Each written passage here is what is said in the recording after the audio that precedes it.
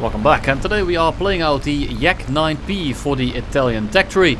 And we have played this thing before. Some guy kept asking it, I kept declining because, well, this thing isn't that fantastic despite it having a VK107 engine. The issue is the Yak-9P airframe is rather heavy, so you don't have the real advantages that most of the Yaks actually have.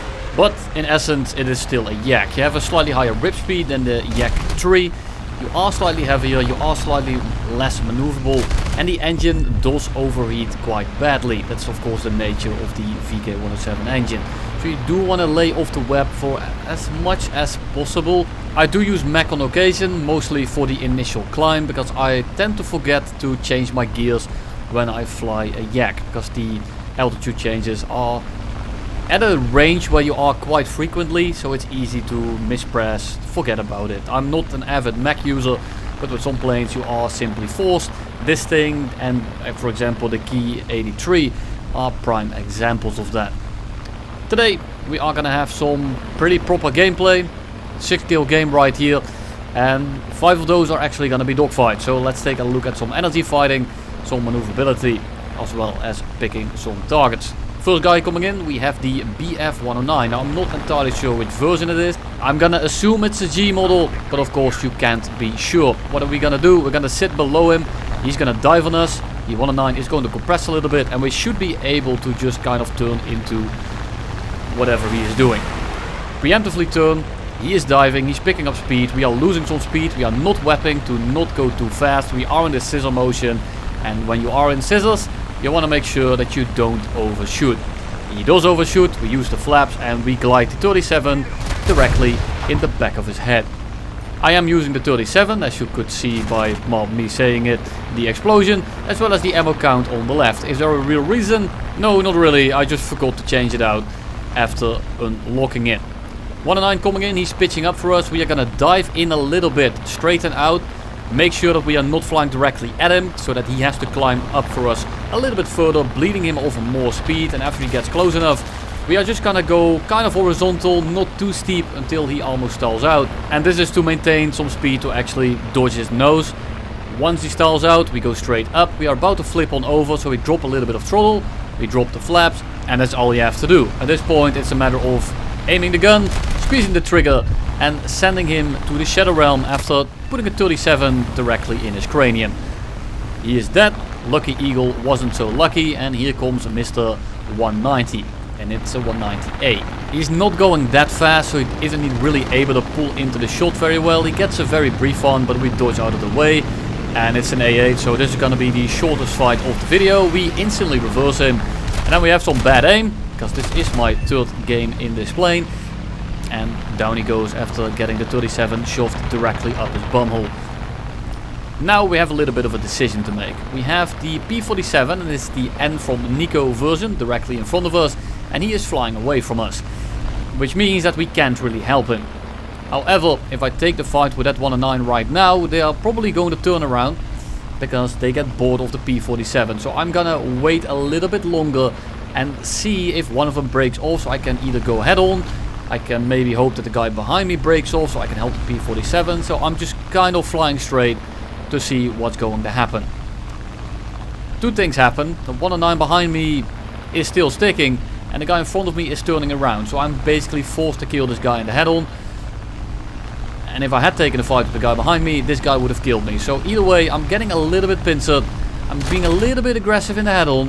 You unfortunately miss it. We go underneath him. I see what the other 109 does, and he breaks off instantly. Bit of a paid actor, gave a lot of position to the 109, but it actually conserved a bit of speed for me. And I'm now able to kind of go up over his nose, and because he already did a 180, he is below me and he's going slower than me now. And because the Yak-9 does kind of hold his energy well, I'm able to again go kind of horizontal. I don't want to go too steep and turn us into a trading stall shot kind of fight. Instead, I want to position myself to the point where if I stall out once, I should be able to seal the deal, because I have insanely strong flaps and a very low stall speed compared to the 109. And in a fight like that, I'm gonna have a massive advantage. Balls drained in a singular turn, drained his wing off as well, and Mr. Samuel in his P47N is still running away, which is kind of funny, and he's gonna make a little bit of an appearance later on as well. Now, what do we do? Well, I'm not gonna chase the 109 chasing the P-47. It's gonna take me forever. And right now we have a 109 on the deck, a P-8 on the deck, a Spitfire that's... I'm not sure what he's gonna do, if he's gonna engage the enemy, or if he's going to RTB. Not entirely sure. We'll see when we get there. So for now we're just flying towards the middle of the map. And I see the P-8, he is of course not gonna be the main target, because the P-8 really isn't that scary.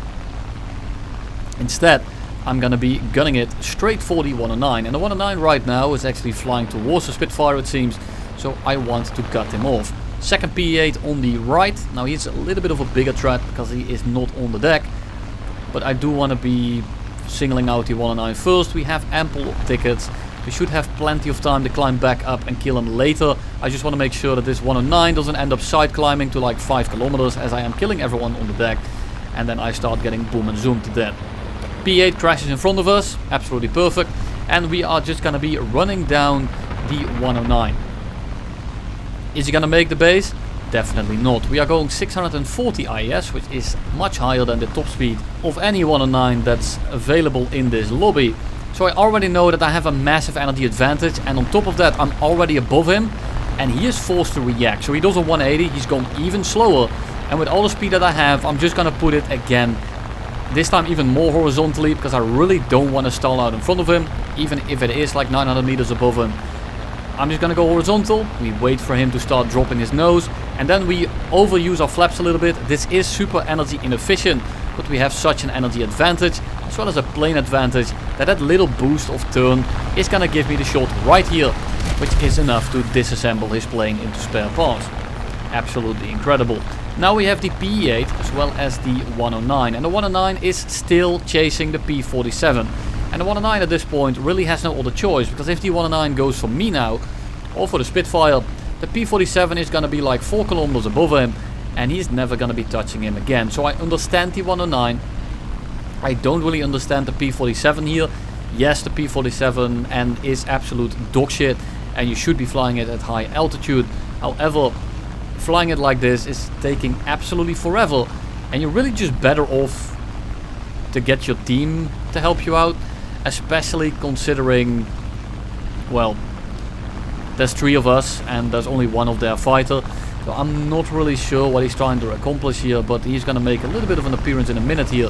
Because all he has been doing this entire game is, well, fly to the border of the map border I think, turn around, try to make one singular pass.